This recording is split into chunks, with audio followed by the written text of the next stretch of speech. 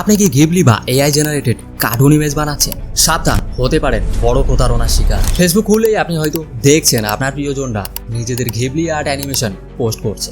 আপনিও সেখান থেকে কিছুটা ইন্সপায়ার হয়ে নিজের ছবি দিয়ে ঘিবলি বা এআই জেনারেটেড কার্টুন ইমেজ তৈরি করছেন। এখানেই আপনি খাল কেটে কুমির ডেকে আনছেন।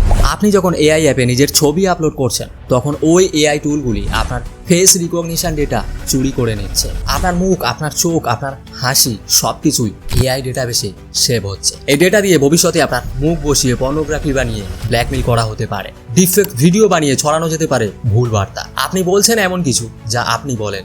আপনার মুখ ব্যবহার করে হ্যাক করা যেতে পারে ফেস আনলক সিস্টেম, এমনকি ব্যাংক অ্যাকাউন্ট। আপনার পরিবার বা বন্ধুকে ভিডিও কল করে টাকাও চাওয়া হতে পারে। এআই এখন এতটাই শক্তিশালী যে আপনি নিজেও বুঝতে পারবেন না ভিডিওটা আসল না নকল। এই ফেস ডেটা বিক্রি হতে পারে ডার্ক ওয়েবে, ফেক অ্যাকাউন্টে, ফেক কন্টেন্টে। ভারতে এবং বিদেশে এরকম ঘটনার সংখ্যা বেড়েই চলেছে। মুখের ডেটা নিয়ে হাজার হাজার টাকা আদায় করছে প্রতারক চক্র।